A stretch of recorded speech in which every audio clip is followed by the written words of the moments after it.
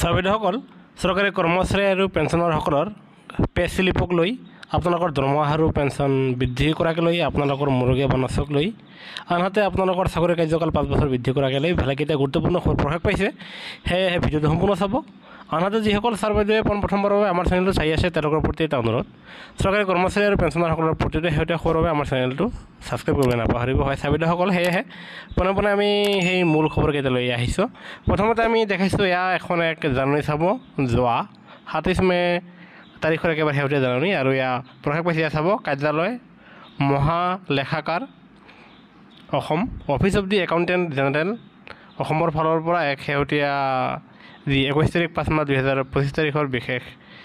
যি জাননী প্ৰকাশ পাইছে আৰু এই জাননীখন এয়া নিশ্চয় আপোনালোকৰ স্ক্ৰীণত ভাহি উঠিছে আপোনালোকে দেখিবলৈ সক্ষম হৈছে আৰু এয়া পঠাইছে to the secretary to the government of Assam আৰু য'ত লিখা আছে আৰু বিষয়বস্তু চাব ইয়াৰ ফাইনেল ৰোল আউট অফ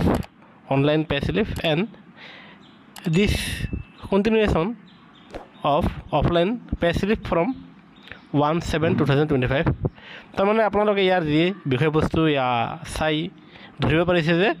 এতিয়াৰ পৰা আপোনালোকে অনলাইনৰ জৰিয়তে আপোনালোকে সেয়া পে স্লিপ লাভ কৰিব বিশেষকৈ অসমৰ কৰ্মচাৰীসকলে আপোনালোকে ফিন আছাম পৰ্টেলৰ পৰা সেয়া লাভ কৰে আনহাতে এতিয়াৰ পৰা অফলাইন পে স্লিপ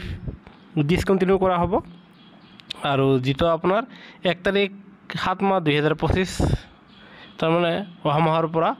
আপোনালোকে আৰু পে স্লিপ অফলাইনত লাভ নকৰিব আৰু এতিয়াৰ পৰা আপোনালোকে অনলাইন লাভ কৰিব আৰু এই সম্বন্ধে ইয়াত চাব 2-3টা পেৰাগ্ৰাফত ইয়াতে লিখা আছে আৰু যাৰ ফলত কৰ্মচাৰী পেঞ্চনাৰসকলৰ যি ডাটাসমূহ আছে সেয়া ইতিমধ্যে আপোনালোকৰ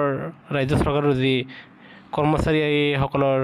পৰ্টেল আছে তাত আপলোড কৰা হৈছে আপোনালোকৰ মেইল নম্বৰ আপোনালোকৰ ডেজিগনেশ্যন আনহাতে মেল ফিমেল সকলোবিলাক বস্তুৱে তাত আপডেট কৰা হৈছে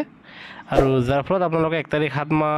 2025 তাৰিখৰ পৰা আৰু আপোনালোকে অফলাইন পে স্লিপ লাভ নকৰিব আৰু সম্পূৰ্ণ আপোনালোকে অনলাইন হিচাপে লাভ কৰিব আৰু সেয়েহে ফিন আছাম পৰ্টেলত আপোনালোকৰ সকলো যাৱতীয় number PAN number mobile number email ID আদি লোৱা হৈছে আৰু আপোনালোকে ফিন আছাম পৰ্টেলৰ পৰা পৰৱৰ্তী আপোনালোকে পে স্লিপসমূহ পাবলৈ সক্ষম হ'ব কিয়নো পে স্লিপ আপোনালোকৰ যিকোনো লোন গৃহ লোন হওক আপোনালোকৰ কাৰ লোন হওক কি সকলোতে এয়া খুবেই দৰকাৰ এতিয়া আমি আপোনালোকৰ কাৰণে 2 নম্বৰ খবৰটো লৈ আহিছোঁ সেয়া হ'ল কলিকতালৈ স্থানান্তৰ কৰা হ'ব আপোনালোকৰ পেঞ্চন বিভাগৰ কাৰ্যালয়টো হয় চাৰ্ভেইডসকল আপোনালোকে ঠিকেই শুনিছে কৰ্মচাৰীসকলে অৱসৰ গ্ৰহণ কৰাৰ ফলত আপোনালোকৰ পেঞ্চনৰ কামসমূহ লখৰাত পেঞ্চন বিভাগত হয় আৰু সেয়েহে লখৰাত যি কাৰ্যালয়টো আছে ইতিমধ্যে সেয়া কুচকাৱাজ আৰম্ভ হৈছে সেয়া কলিকতালৈ স্থানান্তৰ কৰিব তেনে ক্ষেত্ৰত কৰ্মচাৰী পৰিষদৰ ফালৰ পৰা মাননীয় মুখ্যমন্ত্ৰীক জনোৱা হৈছে যাতে সেই কাৰ্যালয়টো পেঞ্চনৰ কাৰ্যালয়টো লখৰাৰ পৰা যাতে কলিকতালৈ স্থানান্তৰ কৰা নহয় অন্যথা কৰ্মচাৰী পেঞ্চনাৰসকলৰ যথেষ্ট পৰিমাণে অসুবিধাৰ সৃষ্টি হ'ব এতিয়া আন শেহতীয়া খবৰ সেয়া হ'ল বিশেষ প্ৰক্ৰিয়াৰে নিযুক্তি দিয়া 25,000 শিক্ষকলৈ সুখবৰ যাৰ ফলত বাৰ্ষিক বেতন বৃদ্ধিৰ সময়সীমা হ্ৰাস কৰিবলৈ নিৰ্দেশ মুখ্যমন্ত্ৰীৰ আৰু লগতে কোৱা হৈছে শিক্ষকৰ বাবে চিকিৎসা ছুটিৰ ব্যৱস্থা কৰাৰ প্ৰতিশ্ৰুতি দিয়ে হয় চাৰ্ভেইডসকল বিশেষ প্ৰক্ৰিয়াৰে নিযুক্ত হ'ব পাৰে 25,000 শিক্ষকলৈ আহিব সুখবৰ তেওঁলোকে দৰমহা বৃদ্ধিৰ বাবে এতিয়া 22 মাহলৈ অপেক্ষা কৰিব নালাগে বিশেষ নিযুক্তি প্ৰক্ৰিয়াত অংশ লোৱা শিক্ষক শিক্ষয়িত্ৰীয়ে ভৱিষ্যত সুৰক্ষাৰ স্বাৰ্থত দৰমহা বহু হাজাৰ টকা হ্ৰাস হোৱাৰ পিছতো বুকুত শিল বান্ধি চাকৰিত যাতে নিয়মীয়াকৰণ হয় তাৰ বাবে সন্মতি দি তেওঁলোকে নতুন নিযুক্তি পত্ৰ লাভ কৰিছিল আৰু এতিয়াৰ পৰা আপোনালোকে বাৰ্ষিক বেতন যি বৃদ্ধিৰ সময়সীমা সেয়া হ্ৰাস কৰি তেখেতসকলক আপোনাৰ উপকৃত হ'ব বুলি মাননীয় মুখ্যমন্ত্ৰীয়ে জনাইছে আনহাতে আন শেহতীয়া খবৰ সেয়া হ'ল অৱসৰপ্ৰাপ্ত কলেজ শিক্ষকক 65 বছৰলৈ পুনৰ নিযুক্তি আৰু যিটো চৰকাৰী সিদ্ধান্তক বিৰোধিতা জনাইছে অৱসৰপ্ৰাপ্ত কলেজ শিক্ষক সংস্থাই আৰু ইতিমধ্যে ৰাজ্য চৰকাৰে সিদ্ধান্ত গ্ৰহণ কৰিছিল আৰু যাৰ ফলত আপোনাৰ কলেজৰ শিক্ষকসমূহে তেখেতসকলে অৱসৰ গ্ৰহণ কৰিলে তেখেতসকলে যাতে আকৌ পৰৱৰ্তী আকৌ 5 বছৰ তাৰমানে 65 বছৰলৈকে আপোনালোকে চাকৰিত যোগদান কৰি থাকিব পাৰিব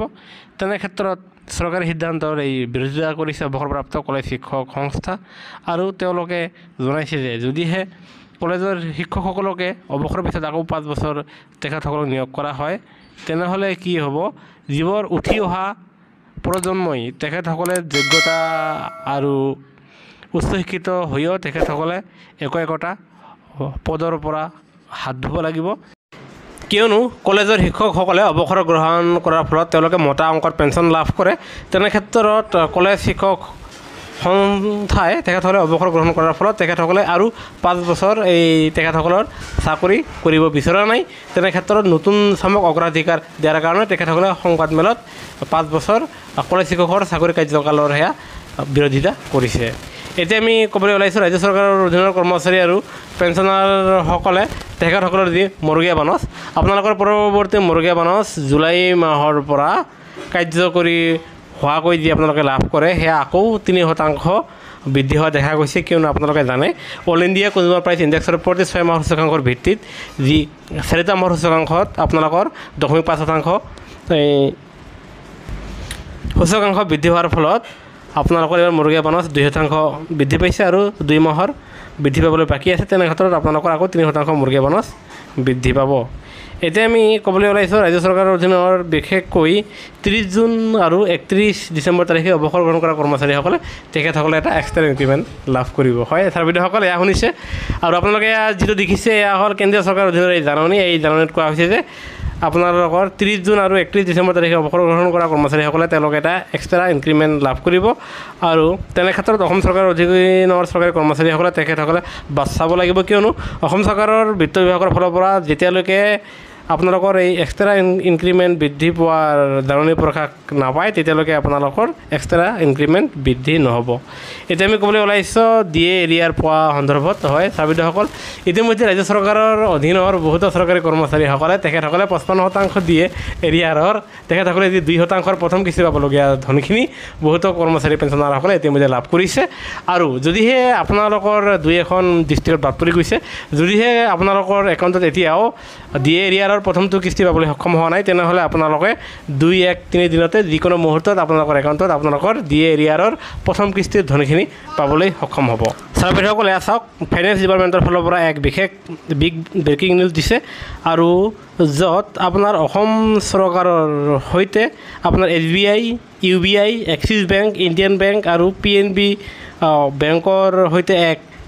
বুজাপৰা হৈছে, আৰু যাৰ ফলত এতিয়াৰ পৰা চৰকাৰী কৰ্মচাৰীসকলে তেখেতসকলে কোনো ধৰণৰ টকা নিদিয়াকৈ তেখেতসকলে 0 কষ্ট ইঞ্চুৰেঞ্চৰ সুবিধা লাভ কৰিব। তেনে ক্ষেত্ৰত ভগৱানে নকৰক যদিহে আপোনালোকৰ এক্সিডেণ্টত মৃত্যু হয় তেনেহ'লে আপোনালোকে 1 কোটি টকা লাভ কৰিব। আনহাতে আপোনালোকৰ পাৰ্মানেণ্টভাৱে যদিহে কোনো অংগ আপোনালোকৰ ডেমেজ হয় তথাপিও 1 কোটি লাভ কৰিব। আৰু সেয়েহে কৰ্মচাৰী পেঞ্চনাৰসকলৰ প্ৰতিটো শেহতীয়া খবৰ সকলোতে আগতে বুলি আমাৰ চেনেলটো ছাবস্ক্ৰাইব কৰি নাপাহৰিব।